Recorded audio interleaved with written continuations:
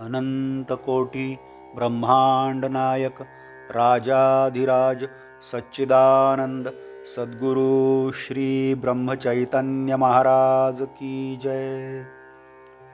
श्रीराम समर्थ। 31 जुलै। आपण भगवंताचे झालो तरच सुखी होऊ। आपल्याला साधायचे काय हे ध्यानात धरले पाहिजे।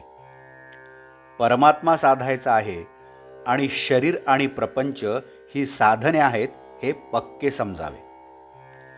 आपण साधनाला साध्य आणि साध्याला साधन मानतो म्हणून आपले चुकते। एका गृहस्थाला मुलाबाळांसह मुंबईला जायचे होते। आता आगगाडीत बसायला मिळेल या आनंदात मुले गाडीत बसली, पण मुंबईत जाण्यासाठी गृहस्थ गाडीत बसला। गाडीतून उतरताना मुलांना वाईट वाटले, त्या गृहस्थाला नाही तसे वाटले। वसिष्ठांनी रामाला सांगितले की रामा, तू प्रपंचात वागताना अंतर्यामी निस्संग राहा। मी देह नसून आनंदरूप आत्मा आहे, निस्संग आहे, ही दृढ भावना ठेवून प्रपंच करावा। जमीन सोडून कुणाला राहता येत नाही, त्याप्रमाणे प्रपंच कुणालाच टाकता येत नाही। पण त्यात राम करता मानून वागणारा तो पारमार्थिक, मी करता असे मानून वागणारा तो प्रापंचिक। मी करता असे म्हणूनही जर प्रपंच दुःखरूप राहतो, सुखरूप होत नाही, तर त्याचा करता मी नाही हे सिद्धच झाले। प्रपंच हा अर्धवटच आहे, पूर्ण फक्त राम आहे। मिठाचे पोते कितीही धुतले तरी त्याचा खारटपणा जात नाही, तसे प्रपंचाचे आहे।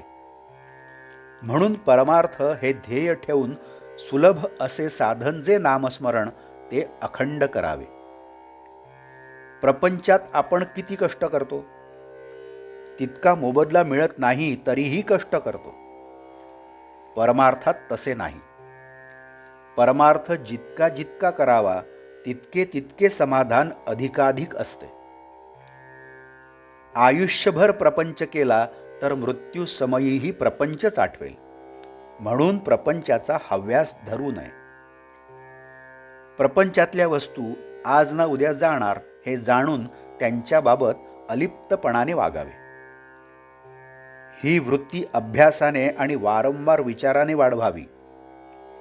प्रपंचात प्राप्त झाले त्याचा हर्ष न करावा, गेल्याचा शोक न करावा, देह प्रारब्धावर टाकावा।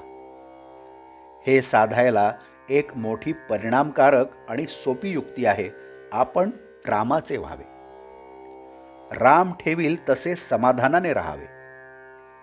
हे सर्व विश्व आणि अखिल प्रपंच ईश्वराचा आहे, तो ज्याचा त्याला देऊन टाकून मोकळे व्हावे।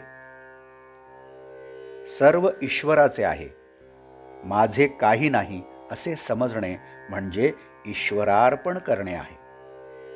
आपण भगवंताचे झालो तर सुखी होऊ, नाहीतर दुःखी होतो। धान्यातले दगड, माती, पाकड निवडून बाजूला काढून धान्य जे सार ते घ्यावे। त्याचप्रमाणे अहंकाराचे खडे, ममत्वाची माती आणि विचारांचे पाकड आत्मस्वरूप परमार्थात मिसळल्याने दुःखरूप प्रपंच होतो। ते प्रपंचातून निवडून टाकले म्हणजे जे उरेल ते सारे सुखच। आजचे बोधवाक्य। रामा, सर्व तुझेच आहे, तू देशील ते घेईन अशी भावना ठेवावी, यानेच अत्यंत समाधान होते। जानकी जीवन स्मरण जय जय राम। नमस्कार। आपण या चॅनलला अजूनही सबस्क्राईब केलं नसेल तर कृपया सबस्क्राईब करा ही विनंती। आपण या चॅनलला सबस्क्राईब करा, लाईक करा, शेअर करा, कॉमेंट्स द्या आणि बेल आयकन दाबायला मात्र विसरू नका। धन्यवाद।